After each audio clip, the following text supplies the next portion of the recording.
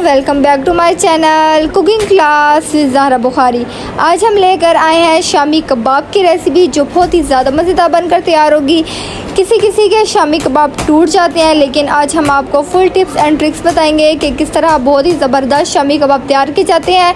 तो चलिए करते हैं रेसिपी का आगाज़। अगर वीडियो पसंद आए तो चैनल को like share comment and subscribe ज़रूर कर लें और बेल को भी ज़रूर प्रेस कर लें ताकि हमारी हर न्यू अपलोड आप तक बआसानी पहुँच सके। तो चलिए करते हैं स्टार्ट।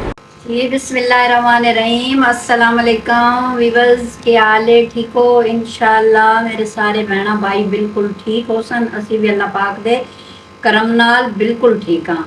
ते अज असी बड़ी ज़बरदस्त रेसिपी लैके आए हैं, लेकिन उस थोड़ी मिस्टेक हुई है। लाइट थोड़ा ब्रेकर खराब हो गया, लाइट की वजह तो बस कुछ चीज़ां मिस हो गई, लेकिन मैं थानू पूरियां समझा सा इंशाअल्लाह। आधा किलो मेरे आलू इसनू मैं बॉयल कर लिया। ये मैं बना रही हाँ शामी कबाब बना रही हाँ। बहुत मज़े दे बन के इंशाल्लाह तैयार हो सन। बीफ दे शामी कबाब बड़े गोश्त दे। ते इसनू मैं दाल मेरी किलो मेरा गोश्त है बीफ दा। इसनू मैं बिल्कुल डिप कर दिता, क्योंकि दाल गोश्त बिल्कुल उसनू डिप करके थोड़ा उंगली पानी मेरी इस दे ऊपर आई। ठीक है, होने ते बिल्कुल गल के सही माशाल्लाह गलने वाला वे ते गल के तैयार होने वाला। आलू इस दे अंदर ही मैं गाल लैनो। आलू मैं कुछ जेड़े बड़े आनो हाफ कर लैन, हाफ करके उन्हें बॉयल कर लिया।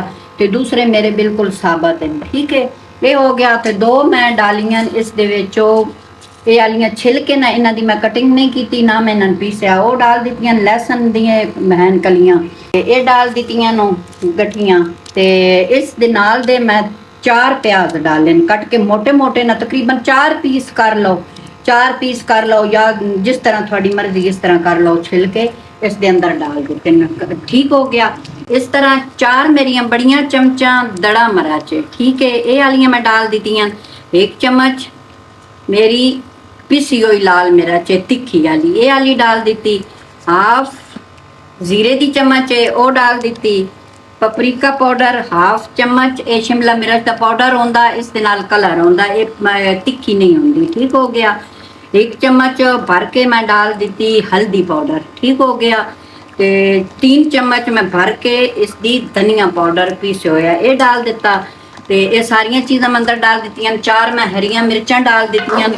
3 मैं कड़ी पत्ते जड़े होंदे ना वो वाले डाल देते हैं। 5 लौंग डाल देते हैं। 4 सब्ज इलाचियाँ छोटियां वो डाल दित्तियां। 2 इलाचियाँ एक नू हाफ कर लिया। 1.5 इलाचियाँ मैं इस दे विचों 1.5 इलाची बड़ी जड़ी खाने च असीं पैने आ ना बड़ियां इलाचियाँ वो वाली 1.5 इलाची मैं डाली। लौंग 5-6 डाल देते नो। ठीक है, उस तो बाद इस दे अंदर जी गया थोड़ी काली मिर्च गई है साबत, बस कोई 3-4 दाने। ठीक हो गया। ते सारिया चीज़ां रख के मैं इसनू डिप कर दिता इस दे अंदर। फिर भी अगर कोई तुहान इस चीज़ दे नाल समझ ना आवे तुसी मैसेज ते पूछ सकते हो।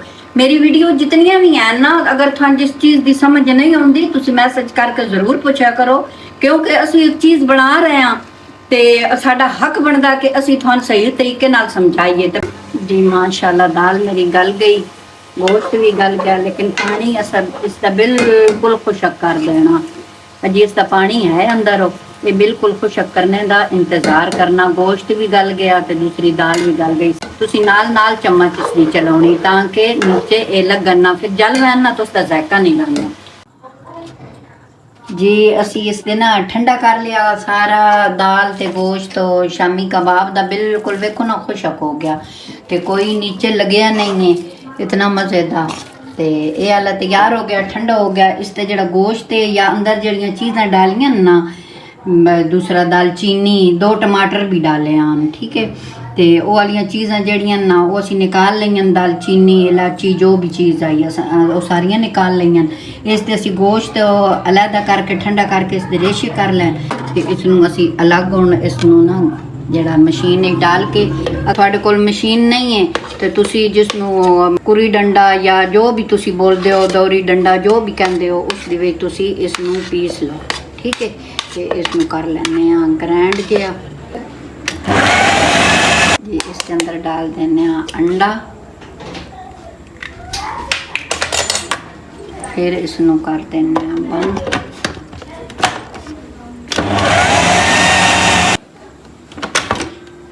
माशाल्लाह देखते हैं।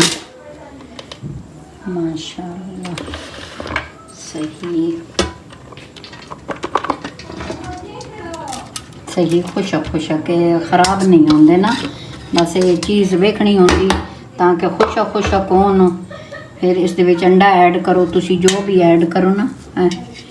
जी माशाल्लाह कितना प्यारा बनया। ये आलियां टिक्कियां बन सन ना, खुशक बन सन, इतनियां मज़े दियां। फिर तलने दे विच कोई मसला नहीं होंदा। ठीक है, ये सारा इस तरह असी इसनूं दाल नूं भी मैश करना ते गोश्त नूं भी मैश कर लेना। इस तो बाद हुण दाल नूं करना। ठीक है जी, गोश्त मैश करके ना ते इस ते फिर उस तो बाद जड़ी दाल मैश कीती ना उस दे अंदर भी डालिया बई ये गोश्त ना मैश होया हल्का हल्का अंदर डाल के ना, फिर दाल फिर वो सही होंदी। ते इस दे बावजूद भी बस जड़ी दाल थोड़े सामने आ वंजे ना कोई हल्की वो तुसी बेशक निकाल दो या रहन दो, वो थोड़ी मर्जी की गल है। ते इस दे अंदर डाल देने पुदीना, एक गड्डी पुदीने दी है ये आली ते 1.5 गड्डी धनिए दी है। ठीक हो गया। इस दे नाल इसका फ्लेवर होर भी बच गई सी। 2 चम्मच मेथी दी इसन मैं ना मसल के रख लिया। ठीक है, दूसरा भुना कुट्टा ज़ीरा, एक खाने वाला चम्मच और गरम मसाला खाने वाला चम्मच भर के फुल। ठीक हो गया। ते आधी चम्मच चाय वाली, जी चाय वाली छोटी चम्मच होंगी ना, वो वाली आधी चम्मच है। ये सारिया चीज़ां डाल देने इस दे अंदर। इस दे अंदर मैं एक हरी मिर्च छोटी छोटी कट के ना ते वो भी डाल दी है। ठीक है, तो इसनों इस तरह अच्छे तरीके नाल मैश कर लें। 2 अंडे तो पहले ही थोड़े सामने डाल देते हैं। चाय वाली चम्मच, हाफ चम्मच अजवैन, 1 चाय वाली चम्मच चाट मसाला। ठीक हो गया। तो इसनों असी सही अच्छे तरीके नाल मैश कर लें। 1.5 चम्मच खाने वाली मैं नमक डालिया। इस स्टेज ते थानू मिर्च और नमक कम लगे तो वो तुसी अपनी टेस्ट के मुताबिक कर सकते हो। माशाल्लाह जी मसाला बन के हो गया तैयार, बहुत मज़े दा माशाल्लाह तैयार होया। तो इसनों असी हुण ना इस तरह करके ना ये आली है ना मशीन जी, इस दे अंदर डाल दें। तो जिस कोले नहीं है तो मैं हाथ नाल भी बनाना सिखा देसा। माशाल्लाह कोई इतना मसला नहीं है।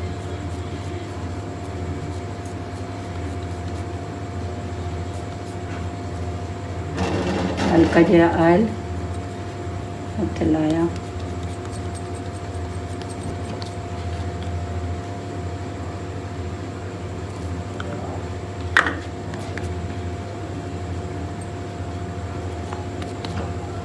इस दे नाल कि सारियां दा साइज जेड़ा ना वो बिल्कुल एक जैसा बनता। तो दूसरा जेड़ा हाथ नाल है वो भी माशाल्लाह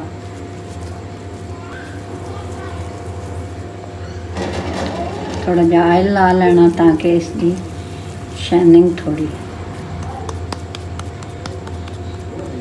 जिस कोल नहीं है ना वो वाला, तो वो अपने तुसी अपने साइज नाल जितना थानू अच्छा लगता ना, बड़े छोटे अपने साइज नाल जिस तरीके नाल भी तुसी बनाने ना तो बना सकते हो। ये वाली चीज़ ये भी माशाल्लाह इतना गोल बन के तैयार होया। ठीक है,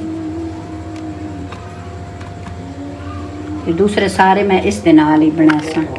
ठीक है माशाल्लाह जी। ये मेरियां बेशक तुसी गिन लो 5 दर्जन बने। 5 दर्जन चो 2 मेरियां ऊपर इनो ते वो भी मैं थानू रखनी। इस तरह मैं पूरी शीटां रख दियां आईयां उत्ते रख लेंदी आ। तो फिर कटिंग मैं इन्हां सारियां दी पहले कर ली शीट दी। इस तरह फिर ना मैं सारियां ते रख दी गई उत्ते शीट रख के पूरियां मैं बना लईयां। माशाल्लाह जी मेरे बीफ दे शामी कबाब बन के हो गए तैयार, बहुत मज़े दे तैयार होए नो। तो ये मैं अद्धे घंटे वास्ते फ्रीज़र विच रखसा, उस तो बाद मैं फ्राई करके थानू विखासा। ठीक है, तो अगर ये तुसी फ्रीज़ करनी है तो फ्रीज़ हो इस तरह करो ना, ये सारियां जिस बर्फ बन जासी ना इस तरह फिर किसी टाइट डब्बे दे विच इस तरह शीटां लैंदे आओ तो उस दे विच रख के उतो ढक दिओ। ये थोड़ियां साल भी नहीं खराब होनियां। ठीक है, इस रख देने ते अद्धे घंटे बाद मिलते हैं। माशाल्लाह जी अद्धा घंटा गुजर गया तो इस ते भी डाल दिता बिल्कुल हल्का जहा कुकिंग ऑयल। ठीक, पहले हल्का गर्म कर लो ना थोड़ा तेज करके, फिर इसकी आंच बिल्कुल स्लो रखनी ताकि स्लो ते इन्हां दा गोल्डन कलर होवे तो अच्छा बनती जी। 2 अंडे मैं फेंट लैनो इस तरह असीं इसनूं डिप करसां। अंडे तो बगैर भी तुसी बना सकते हो क्योंकि इस दे विच अंडे 2 डाले होए नो। बिल्कुल हल्की आंच पे।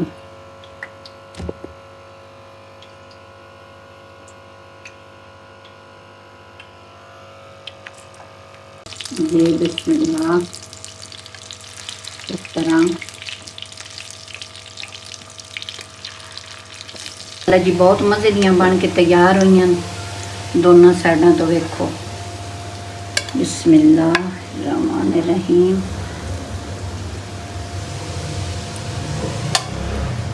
शामी कबाब बीफ दे बन के हो गए तैयार, यानी कि बड़े गोश्त दे बहुत मज़े दे तैयार होए।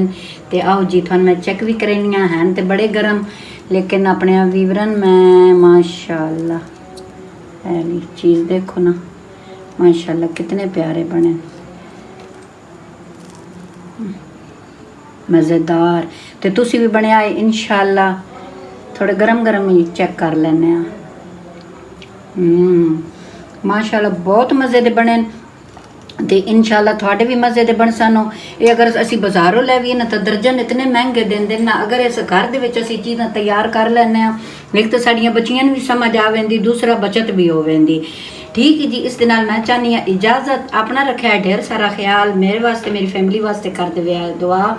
ठीक है जी, अल्लाह हाफिज। फिर मिलते हैं एक न्यू रेसिपी के साथ, तब तक के लिए अल्लाह हाफिज। चैनल को like share comment and subscribe जरूर कीजिएगा और बेल को भी जरूर प्रेस कीजिएगा ताकि हमारी हर न्यू अपलोड आप तक बआसानी पहुंच सके। खुश रहें, आबाद रहें, अल्लाह हाफिज।